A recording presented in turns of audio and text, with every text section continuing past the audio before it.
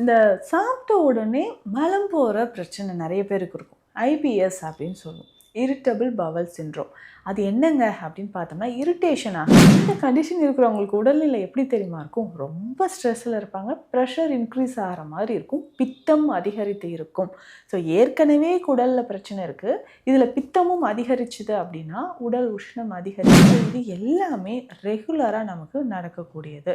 சரி, இதை எப்படிங்க நம்ம சரி செய்யலாம்? உணவு முறையின் மூலம் இதை சரி செய்வது எப்படி?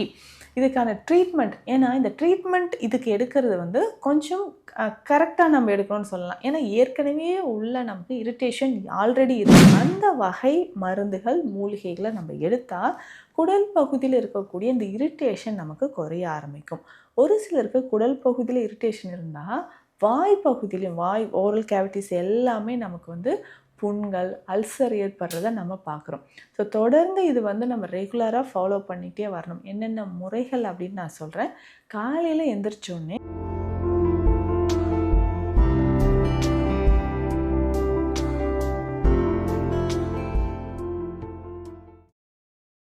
வரம் நேயர்களுக்கு வணக்கம். நான் டாக்டர் நித்யா, சித்தா ஃபிசிஷியன். நம்ம clinic Dikshalayam Siddha health care, Adambakkam, Chennai. இந்த சாப்பிட்ட உடனே மலம் போகிற பிரச்சனை நிறைய பேருக்கு இருக்கும். ஐபிஎஸ் அப்படின்னு சொல்லுவோம். Irritable Powell syndrome. அது என்னங்க அப்படின்னு பார்த்தோம்னா இரிட்டேஷன் ஆகிறது. ஸோ வயிறு பகுதியில் இரிட்டேஷன் ஆகிறத நம்ம நிறைய பேருக்கு இந்த ப்ராப்ளம் இருக்க தான் செய்யுது. ஒரு சிலருக்கு சாப்பிட்ட உடனே வயிறு உப்புசமாகிறது, புளித்த ஏப்பம் வர்றது, இந்த பிரச்சனை நிறைய பேருக்கு இருக்கும். சரிங்க, இந்த சாப்பிட்ட உடனே வயிறு உப்புசம், மந்தத்தன்மை, இதை எப்படிங்க நம்ம சரி செய்யலாம்? பெரும்பாலும் நிறைய நபர்களுக்கு இந்த டைஜஷன் தொடர்பான பிரச்சனைகள் இருக்கிறத நம்ம பார்க்குறோம். இந்த ஐபிஎஸ் அப்படின்னு சொல்கிற கண்டிஷன் சித்த மருத்துவத்தில் கிரானி அப்படின்னு சொல்லுவோம். அதாவது குடல் பகுதியில் உள்ளே இருக்கக்கூடிய லேயர்ஸ், மசில் லேயரில் சின்ன சின்னதாக நமக்கு பிரச்சனைகள் ஏற்படுறது.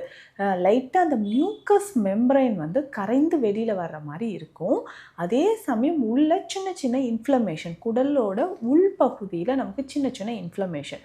அப்போ என்ன ஆகும்? சாப்பிட்ட உணவை செரிக்கக்கூடிய தன்மை குடலுக்கு இருக்காது.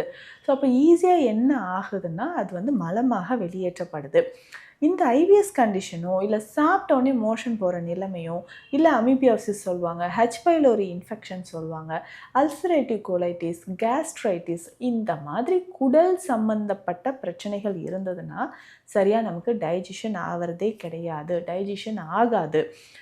அப்போ நம்ம உணவு தொடர்ந்து எடுக்க எடுக்க என்ன ஆகுனா கொஞ்சம் கொஞ்சமாக உடலில் நிறைய பாதிப்புகள் ஏற்பட்டு டைஜஷனும் நமக்கு சரியாக நடக்காமல் அப்படியே நம்ம சாப்பிட்ட உணவு அதனுடைய சத்துக்கள் செந்நீரில் கலக்காமல், பிளட்டில் கலக்காமல் ஈஸியாக நமக்கு மோஷனில் வெளியேறும்.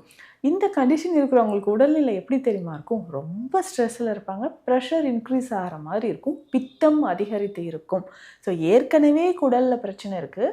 இதில் பித்தமும் அதிகரிச்சுது அப்படின்னா உடல் உஷ்ணம் அதிகரித்து நம்ம உணவே செரியாமை சரியாக நடக்காது. செரியாமை பிரச்சனை இருந்துக்கிட்டே இருக்கும்.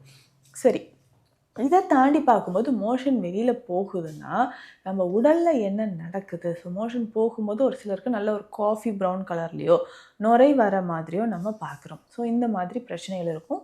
இந்த மாதிரி திரும்ப திரும்ப மோஷன் போகிறதுனால ஆசனவாய் பகுதியில் ஒரு இரிட்டேஷன், எரிச்சல் இது இருக்க ஆரம்பிக்குது. ஸோ தொடர்ந்து இந்த மாதிரியான சிம்டம்ஸ் இருக்கும். வெயிட் லாஸ் ஆகிட்டே இருப்பாங்க. ஸோ பிபி ஒரு பக்கம் இருந்தாலும் சாப்பிட்ற உணவின் சத்துக்கள் உடலில் சேராமல் உடல் எடை நமக்கு குறைஞ்சிக்கிட்டே போகிறத நம்ம பார்க்குறோம். ஸோ உடல் எடை குறைஞ்சிக்கிட்டே போகும். நிறைய பேருக்கு இது நம்ம பார்த்துருப்போம். செரிமான கோளாறுகள் ஏற்பட்டுக்கிட்டே இருக்கும். பிளட் ப்ரெஷர் அதிகமாகுது. ஆசனவாய் பகுதியிலும் புண்கள் பெரிதாகிற மாதிரி இருக்கும். ஸோ இது எல்லாமே ரெகுலராக நமக்கு நடக்கக்கூடியது. சரி, இதை எப்படிங்க நம்ம சரி செய்யலாம்? உணவு முறையின் மூலம் இதை சரி செய்வது எப்படி? இதுக்கான ட்ரீட்மெண்ட், ஏன்னா இந்த ட்ரீட்மெண்ட் இதுக்கு எடுக்கிறது கொஞ்சம் கரெக்டாக நம்ம எடுக்கணும்னு சொல்லலாம். ஏன்னா ஏற்கனவே உள்ள நமக்கு இரிட்டேஷன் ஆல்ரெடி இருக்குது. இதை சரி செய்கிறதுக்கு நம்ம என்ன பண்ணலாம்? ஆல்ரெடி இந்த இரிட்டேஷனை சரி செய்கிறதுக்கான மெடிசன்ஸ் நம்ம ரெகுலராக எடுக்க எடுக்க நல்ல இம்ப்ரூவ்மெண்ட் கிடைக்கும். சரிங்க, இதற்கான மெடிசன்ஸ் அண்ட் இம்ப்ரூவ்மெண்ட் அப்படின்னு சொன்னால் என்னது அப்படின்றதையும் பார்க்கலாம். மெடிசன்ஸ் அப்படின்னு சொல்லும் பொழுது சில மெடிசன்ஸ் லைட்டாக காரத்தன்மை சித்த மருத்துவத்தில் இருக்கும். நம்ம வீட்டில் பயன்படுத்தக்கூடிய மூலிகைகள்லையுமே வந்து பார்த்தோம்னா காரத்தன்மை நமக்கு இருக்கிறத நம்ம பார்க்குறோம். இந்த காரத்தன்மை சரியாகிறதுக்கு நம்ம என்ன செய்யலாம்? ஸோ அதை வந்து நம்ம சரி செய்யறதுக்கு கொஞ்சம் கொஞ்சமாக சில வழிமுறைகளை நம்ம ஃபாலோ பண்ணும்போது நல்லாவே இம்ப்ரூவ்மெண்ட் வந்து தெரிய ஆரம்பிக்குது. சரி, இதில் மோஸ்ட்லி நம்ம ரெகுலராக ஃபாலோ பண்ணக்கூடிய விஷயங்கள், அந்த மெடிசன்ஸ் வந்து கொஞ்சம் இரிட்டேஷன் ஆகாத மாதிரி ரொம்ப, அதாவது உள் அழலாற்றி அப்படின்னு சொல்கிறோம், டெமுல்சன்ட் அப்படின்னு சொல்கிறது, அந்த வகை மருந்துகள் மூலிகைகளை நம்ம எடுத்தால் குடல் பகுதியில் இருக்கக்கூடிய இந்த இரிட்டேஷன் நமக்கு குறைய ஆரம்பிக்கும். ஒரு சிலருக்கு குடல் பகுதியில் இரிட்டேஷன் இருந்தால் வாய் பகுதியிலையும், வாய் ஓரல் கேவிட்டிஸ் எல்லாமே நமக்கு வந்து புண்கள், அல்சர் ஏற்படுறத நம்ம பார்க்குறோம். ஸோ தொடர்ந்து இது வந்து நம்ம ரெகுலராக ஃபாலோ பண்ணிகிட்டே வரணும். என்னென்ன முறைகள் அப்படின்னு நான் சொல்கிறேன்.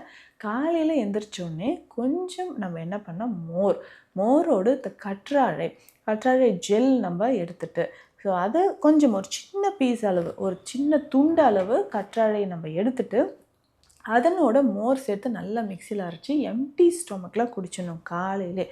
ஸோ இது என்ன ஆகும்னா, வயிறு பகுதியில் இருக்கக்கூடிய புண்களை இது ஆற்றக்கூடியது. ஸோ அதற்கு அடுத்தது என்ன பண்ணணும்னா, ஏலக்காய். ஸோ தண்ணீரில் ஒரு 3-4 ஏலக்காய் சேர்த்து நல்லா பாயில் பண்ணணும். இந்த தண்ணீரை கொஞ்சம் கொஞ்சமாக நம்ம குடிச்சிக்கிட்டே வரணும்.